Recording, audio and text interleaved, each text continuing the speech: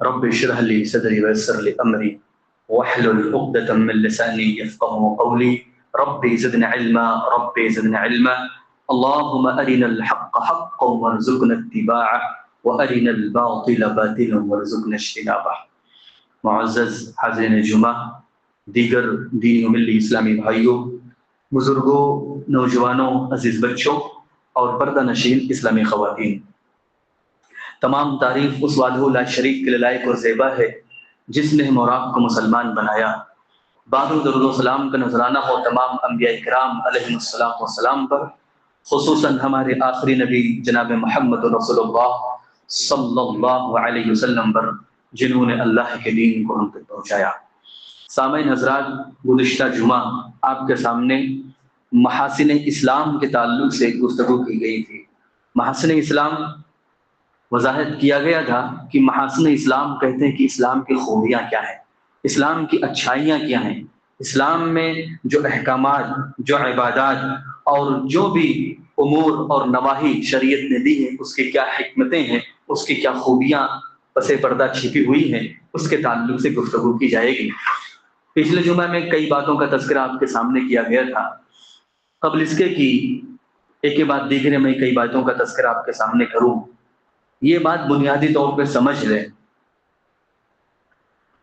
کہ دین اسلام ایسا دین ہے جس کے اندر اللہ رب العالمین نے دنیا اور آخرت کی تمام بھلائیوں کو رکھا ہوا ہے، اور قیامت تک کے لیے اس دین اسلام پر مہر لگا دی گئی ہے کہ اس کے بعد دنیا کا کوئی بھی انسان ہو، قیامت تک آنے والا، جب تک وہ اسلام کو نہیں مانے گا، جب تک وہ جنت میں داخل نہیں ہو سکتا۔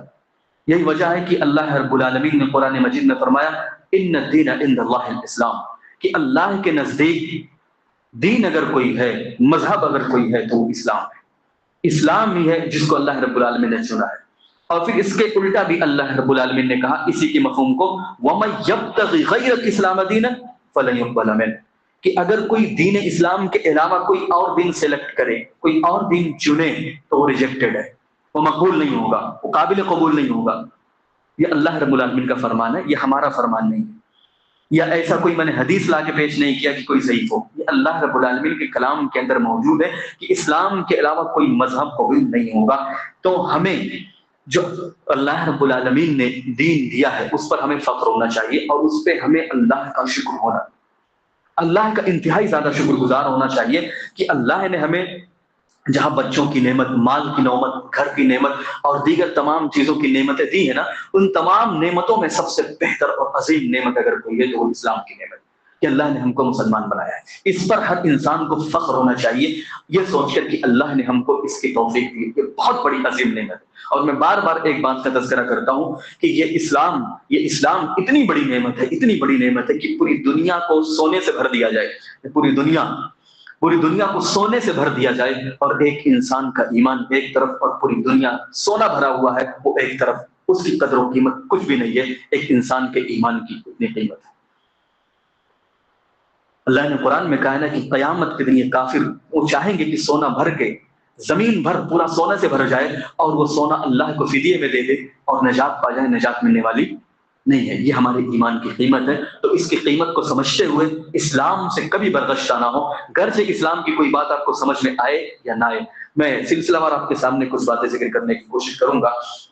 جہاں بہت ساری خوبیاں اسلام کی ہیں، اسی ایک خوبیوں میں سے ایک خوبی یہ ہے کہ اسلام نماز کی تعلیم دیتا ہے۔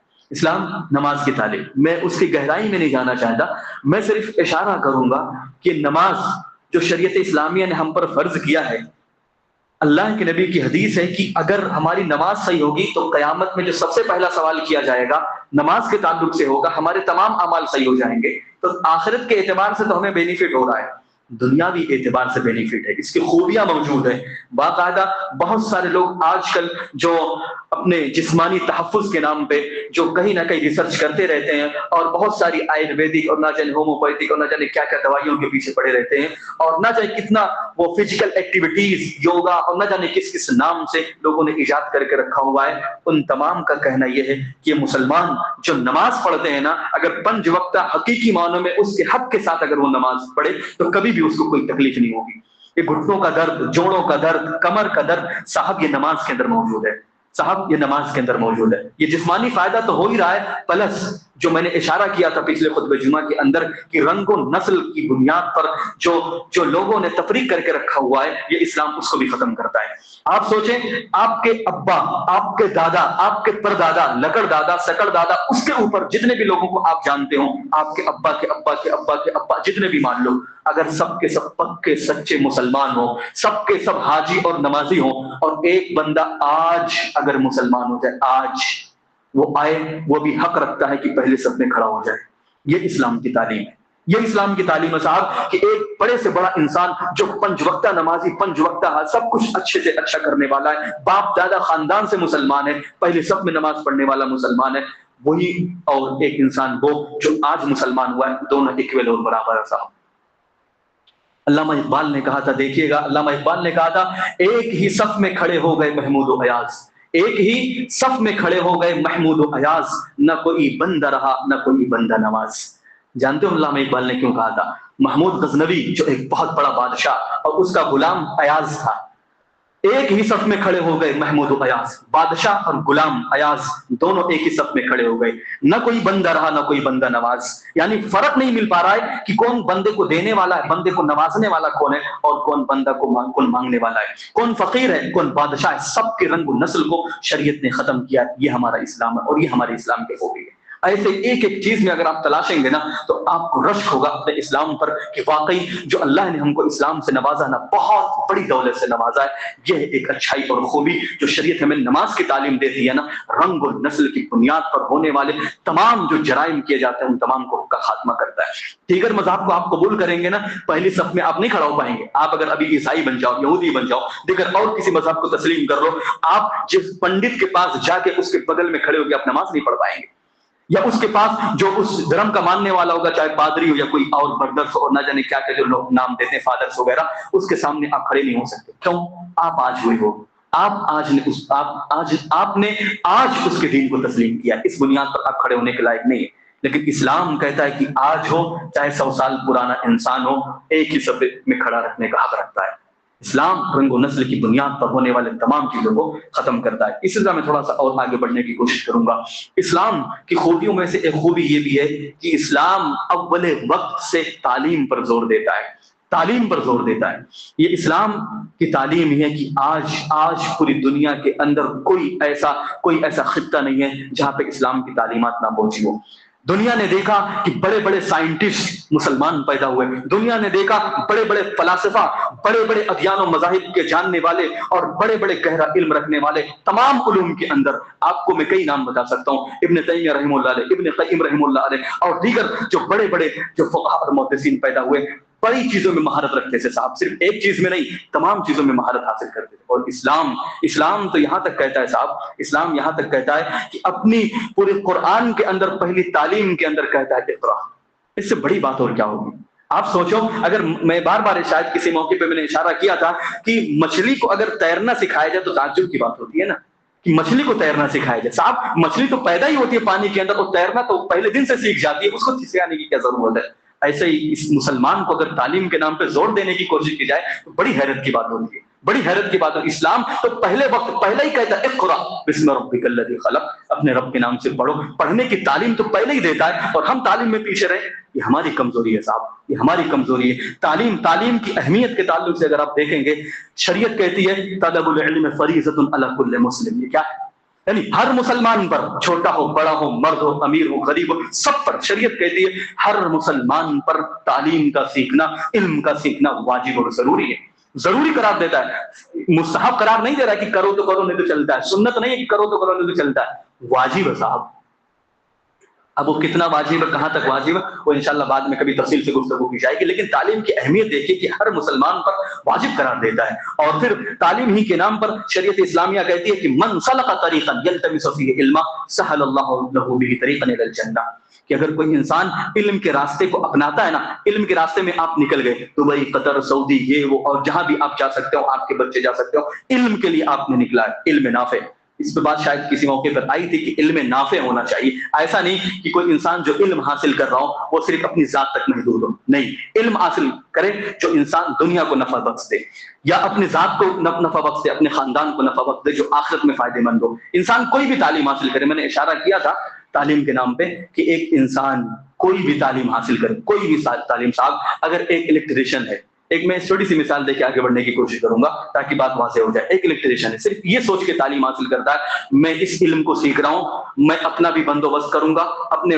والدین اور گھر بار کو بھی چلاؤں گا، روزی روٹی کا بھی بندوبست ہوگا، لوگوں کو پنکھے کا ہوا ملے گا، لوگوں کو اے سی کی ہوا ملے گی، لوگ ٹھنڈک محسوس کریں گے، لوگ نماز پڑھیں گے، لوگوں کو ثواب ملے گا، مجھے بھی ثواب ملے گا، لوگوں کو آرام پہنچاؤں گا، خود کو بھی آرام پہنچاؤں گا. تو اگر یہ تمام چیزیں اگر سوچ لیتے نا، ایک چھوٹی سی چیز اس میں آپ نے اچھی نیت کر لی، وہ علم نافع ہو گیا. اور وہ علم نافع کے تعلق سے شریعت کہتی ہے اگر کوئی بھی ایسا علم جو لوگوں کو فائدہ دے رہا ہے، خود کو فائدہ دے رہا ہے، آخرت میں فائدہ دے رہا ہے، اگر اس راستے کو آپ چنتے ہو نا تو آپ کے لیے جنت کا راستہ آسان ہو رہا ہے، دنیا بھی آسان اور آخرت بھی آسان. یہ اسلام کہہ رہا صاحب. تو تعلیم پہ ہم اور آپ پیچھے بڑے افسوس کی بات ہوتی ہے صاحب. اسلام تعلیم کی تو یہاں تک بات کرتا ہے. آج کل آپ نے دیکھا ہوگا اے آئی کا جو زمانہ چل رہا ہے، میں اس پہ تھوڑا سا گفتگو کرنا چاہوں گا. اے آئی کے تعلق سے ایک بات ذہن میں رکھ لیں صاحب، آج اے آئی کا زمانہ ہے. آپ کچھ بھی اس سے مانگو فوراً 1 سیکنڈ کے اندر، اور 1 سیکنڈ کے اس سے بھی پہلے آپ کو حاضر کر دیتا ہے اور پورا چارٹ بنا کے آپ کے سامنے رکھ دیتا ہے. لیکن یاد رکھیے جو علماء کا فتویٰ ہے آج کے دور کا، کیونکہ جدید دور کی ایک پیداوار اے آئی ہے، ایسا نہیں ہے کہ اس کو استعمال کرنا غلط ہے، نہیں، آپ استعمال کریں، اس کے بڑے فوائد بھی ہیں، نقصان بھی ہیں. لیکن یاد رکھیے اے آئی کو آپ مفتی کا درجہ نہ دیں، عالم کا درجہ نہ دیں. وہ کبھی زندگی میں مانتا ہوں سینکڑوں عالموں کا باپ ہے وہ، لیکن عالم کا درجہ نہیں لے سکتا. باپ ہونے کے باوجود بھی وہ عالم کا درجہ نہیں لے سکتا. کیوں؟ جانتے ہو کیوں؟ کیونکہ وہ آپ کو معلومات تو فراہم کر دیتا ہے، معلومات تو فراہم کر دیتا ہے، لیکن صحیح غلط کی تمیز اس کے اندر موجود نہیں ہے. میں اس لیے کہہ رہا ہوں کیونکہ جو حساسیت ایک انسان کو ہونی چاہیے، جو ابن تیمیہ رحمہ اللہ نے ذکر کیا ہے کہ ماحول اور سماج کے اعتبار سے دیکھتے ہوئے شریعت جو ہمیں ایک حکم نافذ کرتی ہے وہ چیز اس کے اندر موجود نہیں ہوتی. وہ چیز موجود ہونا ضروری ہونا چاہیے. ابھی میں صرف آج کی مثال دوں، آگے بڑھنا چاہوں گا. میرا ٹاپک یہ نہیں ہے، کبھی انشاءاللہ اس پر بھی ٹاپک لیا جائے گا، تفصیل سے بحث کی جائے گی. میں آج کی بات کر رہا ہوں. آج کی جب میں نوٹ کرنے کی شروع کیا تو میں نے سوچا چلو ایک سرچ کرتے ہیں. میں نے سرچ کیا چیٹ جی ٹی پی سے کہ سطر پوشی کے تعلق سے کہ اسلام کیا کہتا ہے، کسی کے عیب کو چھپانا چاہیے. میں نے اس کو بھی نوٹ کرنے کی کوشش کیا، بھی بات آئے گی تفصیل کے ساتھ. تو میں نے سرچ کیا. میں صرف اس لیے بتا رہا ہوں، کسی خطرناک یہ بتا رہا ہوں، اور آپ لوگ اس کا احساس نہیں کر پائیں گے. جو انسان عالم کا درجہ دیتا نا، کوئی بھی مسئلہ ہوا بس اس میں ڈالا اور پوچھ لیا فتویٰ اس کو مل گیا، مان گیا. نہیں صاحب، عالم کا درجہ کبھی نہیں لے سکتا. یہ ہزاروں اے آئی پیدا ہو جائے نا، کسی ایک عالم کے ادنا کے برابر بھی نہیں ہو سکتا. دیکھیے گا، میں نے جب سرچ کیا تو اس نے سطر پوشی کے تعلق سے کئی حدیثیں دی، کئی بات دی. اس میں ایک چیز کا اس نے تذکرہ کیا، جانتے ہو کیا؟ اس نے اللہ رب العالمین کو ستار کہا کہ اللہ رب العالمین ستار ہے. ستار کا مطلب ہوتا ہے چھپانے والا. ستار کا مطلب چھپانے والا، ستار. چونکہ مجھے معلوم تھا اللہ کی صفت ستار نہیں ہے. بہت سارے لوگ، ہمارے بھی لوگ غفار، ستار اسی وزن پہ بیٹھاتے ہوئے کہہ جاتے ہیں نا. تو مجھے معلوم تھا، میں نے پڑھا اچھے انداز میں، اور باقاعدہ ابن تیمیہ رحمہ اللہ، ابن عثیمین رحمہ اللہ، علامہ البانی رحمہ اللہ، کہ ستار یہ نہیں ہے. ستار اللہ کی صفت ہے ہی نہیں، نہ پورے قرآن کے اندر ہے، نہ پوری حدیث کے اندر کہیں بھی ستار اللہ کا صفت نہیں ہے. جب اس نے ستار لکھا، دیکھیے گا غلطی کیسے کرتا ہے، پھر اعتراف بھی کرتا ہے، وہ اعتراف بھی کرتا ہے، مانتا بھی. میں نے کہا کہ اس کو دوبارہ سرچ میں نے کیا کہ ستار آپ نے لکھا ہے اللہ کو. میں نے کہا کہ ستار یہ اللہ کی صفت نہیں ہے، ستیر اللہ کی صفت ہے، ستیر ہے. تو اس نے کہا آپ نے صحیح کہا. اور اس نے اعتراف بھی کیسا کر دیکھیے کہ آپ نے بالکل صحیح کہا ہے، چونکہ اکثر خطبہ، اس کے نوٹ بتا رہا ہوں میں، اکثر خطبہ اور اکثر نوٹ کرنے والے، تحریر لکھنے والے چونکہ ستار لکھتے ہیں، تو اس لیے میں نے بھی کہہ دیا. لیکن حقیقی معنوں میں اصل ستیر ہے، ستار غلط ہے. اس نے تسلیم کیا، ایکسیپٹ کیا. تو یہ ہے اے آئی صاحب. یہ اے آئی کہ وہ تو اپنے معلومات کے اعتبار سے جو اس کو معلومات فراہم کیا گیا انٹرنیٹ کے ذریعہ، دیگر ایگوریزم کے ذریعہ جو اس کو معلومات فراہم کیا گیا، وہ معلومات آپ کو فراہم کر دیتا ہے. بس چٹکیوں میں فراہم. جو چیزیں آپ کو سرچ کریں گے پھر ملے گا، ڈھونڈیں گے، وہ آپ صرف گائیڈ لائن ویسے ہی لو آپ کے سامنے 1 منٹ میں حاضر کرتا ہے. لیکن وہ عالم کی جگہ کبھی نہیں لے سکتا. اس طرح کی باریک باریک غلطیاں بہت ساری کرتا ہے، پھر انسان بھٹک جاتا ہے اور انسان سوچتا ہے کہ میں تو بہت بڑا تیر مار رہا ہوں. صاحب چٹکیوں میں تو کام کرتا ہے، لیکن وہ عالم کا درجہ نہیں لے سکتا. اس کو سمجھنے کی ضرورت ہے. ہم تھوڑا سا آگے بڑھنے کی کوشش کریں گے. اسلام کی تعلیمات میں سے ایک تعلیم یہ ہے، اور اسلام کی خوبیوں میں سے ایک خوبی یہ بھی ہے کہ اسلام جو ہے وہ پڑوسیوں کے ساتھ اچھا سلوک کرنے کا حکم دیتا ہے۔ انسان اگر اس فارمولے پر عمل کر لے، واللہ پوری دنیا کے اندر امن قائم ہو جائے گا۔ جو دنیا کے اندر امن، سکون اور راحت کی جو کہیں نہ کہیں مہم چلائی جاتی ہے، بڑے بڑے پروگرامز کیے جاتے ہیں، بڑے بڑے اجتماعات کیے جاتے ہیں اور بڑے بڑے کانفرنس کیے جاتے ہیں، اور اس کے لیے نہ جانے کتنے روپے خرچ کیے جاتے ہیں، اگر اسلام کے ایک فارمولے پر عمل کر لیا جائے نا کہ پڑوسیوں کے ساتھ اچھا سلوک کیا جائے، پوری دنیا کے اندر امن قائم ہو جائے گا۔ آپ سوچتے ہیں وہ کیسے؟ صاحب ایسے قائم ہوگا کہ ہر انسان، دنیا کا کسی بھی مذہب کو ماننے والا ہو، ہر انسان اپنے پڑوسی کے ساتھ اچھا سلوک کرے۔ بس ہر انسان، میں ہوں، میرے پڑوسی ہیں، میں ان کے ساتھ اچھا سلوک کروں، کوئی اور ہے وہ اپنے پڑوسی کے ساتھ، وہ اپنے پڑوسی کے ساتھ، وہ اپنے پڑوسی کے ساتھ، ایسے دنیا کے اندر جتنے بھی لوگ ہیں، اگر سب لوگ اس فارمولے پر عمل کر لے کہ ہر کوئی انسان اپنے پڑوسی کے ساتھ اچھا سلوک کرے، تو پوری دنیا میں امن بھی قائم ہوگا، اور شریعت کا ایک اہم رکن اور اہم احکام جو ہے حکم پر آپ کا نفاذ بھی ہوگا۔ وہ کیا ہے؟ شریعت کہتی ہے واللہ لا یؤمن، واللہ لا یؤمن، واللہ لا یؤمن۔ اللہ کے نبی نے 3 بار قسم کھا، اللہ کی قسم وہ مومن نہیں ہو سکتا، اللہ کی قسم وہ مومن نہیں ہو سکتا، اللہ کی قسم وہ مومن نہیں ہو سکتا، من لا یؤمن جارہ بوائقہ، جس کے شر سے اس کا پڑوسی محفوظ نہ ہو، جس کے شر سے اس کا پڑوسی محفوظ نہ ہو۔ کیا مطلب یہ ہے کہ آپ بڑے اچھے ہیں، گھر والوں کے ساتھ اچھے ہیں، دیگر لوگوں کے ساتھ سماج میں اٹھتے بیٹھتے ہیں، سب کے ساتھ اچھے ہیں، نماز روزہ سب کچھ چل رہا ہے، اور آپ کا پڑوسی، آپ اپنے پڑوسی کو تنگ کر کے رکھے ہوئے ہو، آپ اپنے پڑوسی کو پریشان کرتے ہو، کبھی گالی دیتے ہو، کبھی کچھ کرتے ہو، کبھی اس کا چیز ہڑپنے کی کوشش کرتے ہو، کبھی چرانے کی کوشش کرتے ہو، کبھی اس کی زمین پر قبضہ کرنے کی کوشش کرتے ہو، کبھی اس کے سامنے کوڑا کرکٹ پھینکنے کی کوشش کرتے ہو۔ صاحب بخاری مسلم کی روایت ہے، اللہ کے نبی صلی اللہ علیہ وسلم کے پاس 2 عورتوں کا تذکرہ ہوا تھا نا، ایک عورت جو بڑی حاجی، نمازی، پکی، سب کچھ تھی، لیکن معاملہ کیا تھا؟ اس کے شر سے اس کی پڑوسی محفوظ نہیں تھی۔ اللہ کے نبی نے کہا تھا وہ جہنمی ہے، وہ جہنمی ہے۔ اللہ کے نبی نے کہا تھا کہ اگر کسی کے بارے میں جاننا ہو کہ وہ بندہ اچھا ہے کہ نہیں ہے، اچھا ہے کہ نہیں، اگر کسی کے بارے میں جاننا ہو، دنیا کا کوئی بھی انسان ہو، بڑے سے بڑا اچھا بننے کی کوشش کر رہا ہو، اگر کسی کے بارے میں جاننا ہو، مسلم شریف کی روایت ہے، اللہ کے نبی نے فرمایا جا کے اس سے کے پڑوسی سے اس کے بارے میں پوچھ لو۔ اس کا پڑوسی اگر کہے کہ ہاں یہ بندہ اچھا ہے، یہ اچھا سلوک کرتا ہے، ہمارا دیکھ ریکھ کرتا ہے، ہر چیز میں شریک کرتا ہے، تو یاد رکھو کہ وہ سچا ہے، وہ حق ہے، اور وہ حقیقی معنوں میں اچھا انسان ہے۔ شریعت جانتے ہو کتنی تعلیم دیتی ہے؟ شریعت کی تعلیم اگر دیکھیں گے واللہ آپ کو رشک ہوگا۔ اسلام تو یہاں تک کہتا ہے کہ اذا طبخت مرقۃ فتعاہد ماءها وتعاہد جیرانک فاکثر ماءها ولتعاہد جیرانک۔ یہ اللہ کے نبی کی حدیث ہے۔ اللہ کے نبی نے فرمایا جب تم کوئی بھی اگر سالن بناؤ نا، سالن، شریعت کہتی ہے کہ اس میں بھی پانی زیادہ ڈال دو، فاکثر ماءها، الفاظ اللہ کے نبی کے، فاکثر ماء، پانی زیادہ ڈال دو، ولتعاہد جیرانک، تاکہ اپنے پڑوسی کو بھی دے دو ایک پیالہ۔ دینے میں کیا جاتا ہے صاحب؟ 1 بوٹی 2 4 بوٹی دینے میں کیا جاتا ہے؟ ہم تو کھاتے ہی ہیں، ساتھ میں کسی اور کو بھی دے دیا۔ یہ شریعت کہتی ہے صاحب۔ شریعت تو یہاں تک حکم دیتی ہے کہ اگر آپ کا پڑوسی آپ کے سامنے آ جائے یا کوئی بھی مسلمان آپ کے سامنے آ جائے تو آپ مسکرا کر مل لو۔ بس یہ مسکرا کر ملنا بھی کتنی بڑی بات ہے۔ آپ سب سے، جو آپ کا دشمن بھی ہے نا، اس سے آپ مسکرا کر ملو، واللہ بتا رہا ہوں اسی دن اس کی دشمنی ختم ہو جائے گی۔ مسکرا کر مجھ سے مل رہا ہے، بار بار آپ ملو مسکرا کر، یہ بھی صدقہ ہے صاحب، صدقے کا ثواب بھی مل رہا ہے اور دنیا میں امن و امان کا بول بالا بھی ہو رہا ہے۔ تو اس فارمولے پر عمل کرنے کی ضرورت ہے۔ اسی طرح اللہ کے نبی کی حدیث ہے کہ من کان یؤمن باللہ والیوم الآخر فلا یؤذی جارہ، جو اللہ پر اور یوم آخرت پر ایمان رکھتا ہے اس کی ذمہ داری یہ ہے کہ اپنے پڑوسی کو تکلیف نہ دے کسی بھی صورت میں۔ اسی طرح میں تھوڑا سا اور آگے بڑھنے کی کوشش کروں گا۔ اسلام جو کئی خوبیوں کا مالک ہے، اس کی ایک خوبی یہ ہے کہ عورت کو بڑا مقام دیتا ہے۔ آج دنیا کے اندر اگر دیکھا جائے تو کہیں نہ کہیں اسلام اور عورت کے نام پہ لے کر بہت فسادات کیے جاتے ہیں، اور کہیں نہ کہیں یہ بات کہنے کی کوشش کی جاتی ہے اور یہ تاثر دیا جاتا ہے کہ اسلام نے عورتوں کو جکڑ کے رکھا ہے۔ جاننا چاہو گے جکڑ کے کس نے رکھا ہوا ہے؟ صاحب زمانے جاہلیت میں جب اللہ کے نبی صلی اللہ علیہ وسلم کی ابھی پیدا بھی نہیں ہوئے تھے اللہ کے نبی صلی اللہ علیہ وسلم، آپ سوچیں یعنی اسلام سے پہلے کی بات کر رہا ہوں میں، اسلام سے پہلے باقاعدہ عورتوں کو زندہ زمین میں دفن کیا جاتا تھا، زندہ۔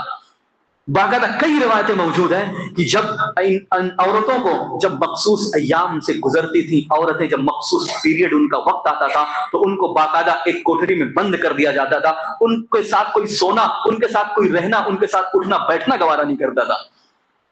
اب جانتے ہو اسلام کیا کہتا ہے؟ اسلام تو کہتا ہے کہ اصنعوا کل شیء الا النکاح، کہ جماع کے علاوہ سب چیز کرو ہر حالت میں۔ یہ اسلام کی تعلیم ہے. اس کو کتنا قریب کرتا ہے, کتنا دور کر کے لوگوں نے رکھا ہوا تھا. صاحب لوگ بیچتے تھے جس طرح پراپرٹی, جس طرح دیگر چیزوں کا دام اور بولیاں لگایا جاتا تھا, عورتوں کی بولیاں لگائی جاتی تھی. اسلام نے ان تمام چیزوں کو ختم کیا ہے, اور اسلام نے اتنا بڑا مقام دیا ہے. صاحب سوچنے پر آپ مجبور ہو جائیں گے, ایک چیز کو آپ غور کرو تو آپ کو سمجھ میں آئے گا. اسلام کہتا ہے کہ الدنیا کلھا متاع وخیر متاع الدنیا المرأة الصالحہ. اس سے بڑی کوئی سرٹیفکیٹ ہوگی کیا؟ شریعت کہہ رہی ہے الدنیا کلھا متاع, دنیا کے اندر جتنی بھی چیزیں سب کے سب متاع ہے, سب کے سب فائدہ اٹھانے کی چیز ہے, سب کے سب سامان ہے, اس سے آپ فائدہ اٹھا سکتے ہو. یہ سورج, چاند اور جتنے بھی سونا چاندی یہ وہ جتنی بھی سب چیزیں, سب فائدہ اٹھانے کی چیزیں. شریعت کہتی ہے وخیر متاع الدنیا المرأة الصالحہ, سب سے بہتر چیز جو دنیا کی ہے وہ کیا ہے؟ المرأة الصالحہ, نیک عورت. بس شرط لگا دی ہے نیک کی, نیک بن جاؤ. یہ عورتوں کا مقام دیا کہ دنیا میں سب سے بہتر. اور اللہ کے نبی کی پسندیدہ چیز کیا تھی صاحب؟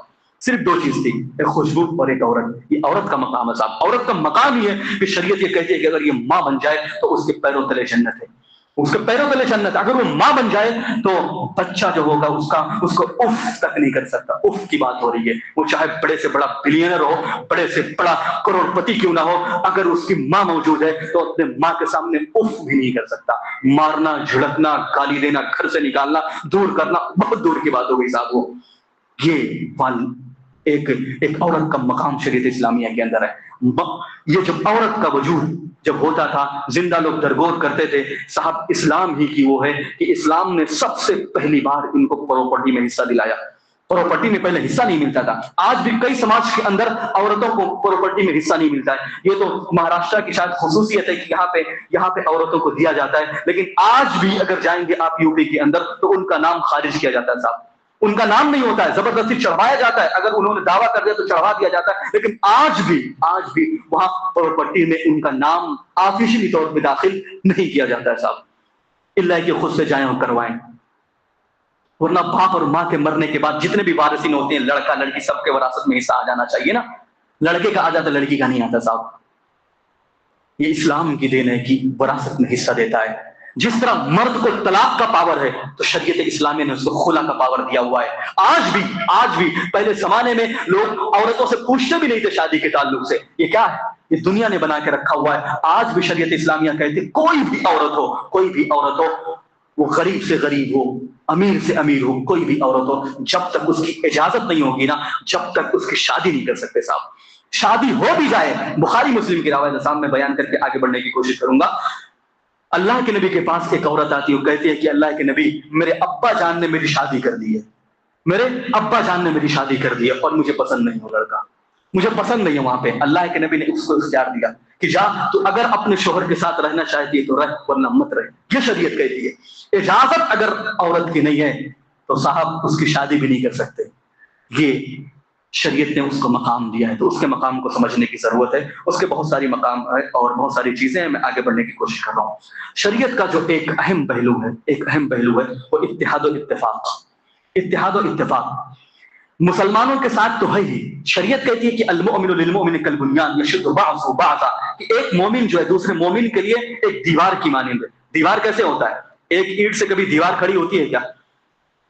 اللہ کے نبی کہتے ہیں کہ ایک بنیان ایک دیوار کی مانند ہے. یشد بعضہ بعضا, کہ ایک اینٹ جو ہوتی ہے دوسرے اینٹ پر جو مسالے لگانے کے ساتھ ایک دیوار کو مضبوط کیا جاتا ہے, ایسے ایک مومن کی مثال ہے کہ دوسرا مومن اس کو مضبوط کرتا ہے. میں نے خطبہ مسنونہ کے اندر ایک حدیث پڑھی تھی مسلم شریف کی کہ مثل المؤمنین فی توادہم وتراحمہم وتعاطفہم کمثل الجسد الواحد اذا اشتکى منہ عضو تداعى له سائر الجسد بالسہر والحمى. شریعت یہ کہتی ہے کہ مسلمان کی مثال ایسے ہی ہے جیسے ایک جسم ہو. ایک جسم کے اندر اگر کہیں بھی تکلیف ہو تو پورا بدن اس کی تکلیف سے پکار اٹھتا ہے, پورا بدن اس کی تکلیف کو محسوس کرتا ہے.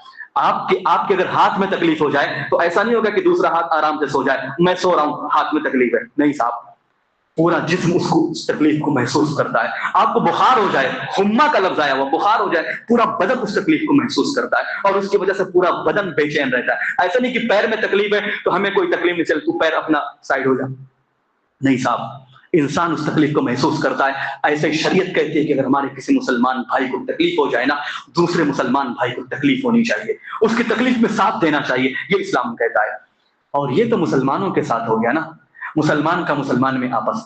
غیروں کے ساتھ اللہ کے نبی صلی اللہ علیہ وسلم جب مبعوث نہیں کیے گئے تھے، اللہ کے نبی کو جب نبی نہیں بنایا گیا تھا، نبی بنانے سے پہلے باقاعدہ ایک حلف الفضول کے نام سے ایک کمیٹی بنائی گئی تھی، جس کے اندر اللہ کے نبی ساتھ میں موجود تھے، جس کے اندر عرب کے کئی قبائل موجود تھے، اللہ کے نبی صلی اللہ علیہ وسلم اس میں موجود تھے. اللہ کے نبی صلی اللہ علیہ وسلم خود یہودیوں کے ساتھ، نصرانیوں کے ساتھ، عیسائیوں کے ساتھ اللہ کے نبی نے معاہدہ کیا.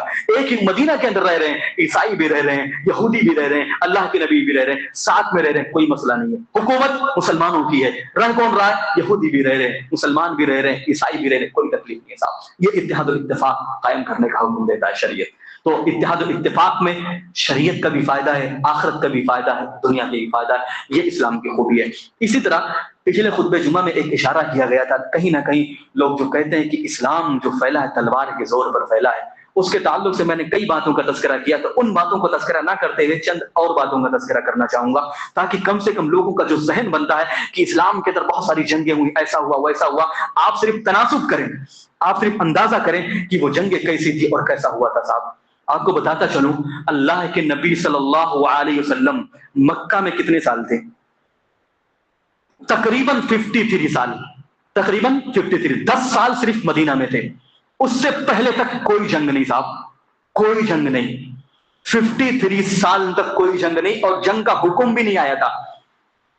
جنگ کرنا تو دور کی بات، مکہ کے اندر جب تک اللہ کے نبی تھے جب تک ایک حکم بھی نہیں آیا ہوا تھا. اور جاننا چاہو گے سینکڑوں قبیلے مکہ میں رہتے ہوئے اللہ کے نبی کے ہاتھوں پر لوگوں نے ایمان کو قبول کیا تھا. میں چند ناموں کو نوٹ کر کے میں نے رکھا ہے، جیسے مصعب بن عمیر، انہوں نے باقاعدہ ایک دن میں بنو اشحال کا جتنا قبیلہ تھا گئے دعوت دینے کے لیے، قبول کر لیا پورا قبیلہ اسلام کے دائرے میں. نجاشی بادشاہ جو اس وقت حبشہ کا جو بادشاہ تھا، جعفر طیار نے ایک تقریر کی اور وہ مسلمان ہوا، اور اس کی وجہ سے کئی لوگ مسلمان ہوئے. اسی طرح قریش کے کئی افراد اللہ کے نبی کے ہاتھ پر ایمان لائے. بنو ہاشم، اسی طرح اوس، خزرج، بنو نجار، دوس، غفار، اسلم اور جوہینہ اور بنو لیث، اس طرح کے سینکڑوں قبیلے جو موجود ہیں. میں ایک فرد کی بات نہیں کر رہا ہوں، میں قبیلے کی بات کر رہا ہوں، میں ان خاندان کی بات کر رہا ہوں، میں ان فیملی کی بات کر رہا ہوں. تمام کے تمام یہ فیملی لوگ باقاعدہ بیک وقت اللہ کے نبی صلی اللہ علیہ وسلم کے ہاتھ پر ایمان لائے تھے. یہ کب لائے؟ بغیر کسی جنگ کے. اور سننا چاہو گے صاحب، اسی طرح آپ دیکھیں گے جنگ خندق، جو تمام لوگ اللہ کے نبی صلی اللہ علیہ وسلم کو مارنے کے لیے آئے تھے اور سوچ کے آئے تھے کہ آج مسلمانوں کا خاتمہ کر دیا جائے گا، سن 5 ہجری کے اندر ہوا. بغیر جنگ کے اللہ رب العالمین نے فتح دی. فتح مکہ جہاں سے مسلمانوں کو نکالا گیا تھا، بغیر جنگ کے فتح ہوا. بیت المقدس جو آج بھی موجود ہے اور اس کے نام پر نہ جانے کتنی لڑائیاں اور جنگیں ہوتی ہیں، بغیر کسی جنگ کے شریعت اسلامیہ نے اس کو فتح کیا. اسی طرح نجران کے جو عیسائی تھے، نجران کے اندر جو عیسائی موجود تھے، بیک وقت سب کے سب لوگ ایمان لائے. ملک شام کے اندر جو عیسائی تھے بغیر کسی جنگ کے ایمان لائے. اسی طرح دمشق، مصر، خراسان، سندھ کا بعض علاقہ، شمالی افریقہ، یہ تمام جو علاقے تھے سب کے سب جو ایمان لاتے ہیں صاحب بغیر کسی جنگ کے. یہ اسلام کی تعلیم ہے. اور جاننا چاہو گے، میں اختصار کے ساتھ ذکر کر رہا ہوں صاحب، اختصار کے ساتھ، ورنہ تفصیل میں جائیں آپ کے رونگٹے کھڑے ہوں گے. آپ احساس ہوگا کہ مسلمانوں نے اتنی سال حکومت کی، اس کے باوجود یہ کس کو نہیں معلوم، اسپین کے اندر تقریباً جو مسلمانوں نے حکومت کی 800 سال تک حکومت بغیر کسی تلوار کے صاحب. اور تو اور دور کہاں جا رہے ہیں صاحب، دور کہاں جا رہے ہیں. یہ ہندوستان تقریباً 800 سال سے لے کے 1000 سال تک، 1000 سال کی بات کر رہا ہوں میں، 1 سال کی بات نہیں کر رہا ہوں، 1000 سال تک تقریباً مسلمانوں نے اس ہندوستان پر حکومت کی. لیکن آج اگر مسلمانوں نے تلوار کے زور پر اسلام کو پھیلایا ہوتا تو شاید آج کی دور میں جو تقریباً 80% مسلمان جو ہندو جو اس ہمارے ہندوستان کے اندر موجود ہے، شاید ایک بھی موجود نہ ہوتا. سننا چاہو گے صاحب، جو شریعت اسلامیہ نے جنگیں لڑی ہے نا، اللہ کے نبی کو جو نبی بنایا گیا ہے نا، 23 سال تک اللہ کے نبی صلی اللہ علیہ وسلم کی نبوت کی مدت رہی. 40 سال کے بعد بنایا گئے اور 63 میں اللہ کے نبی کا انتقال ہوا. 23 سال ملا. جانتے ہو پوری جو جنگیں ہوئی ہیں ان جنگوں میں کتنے لوگ قتل ہوئے ہیں؟ صرف اور صرف 1000. کتنا؟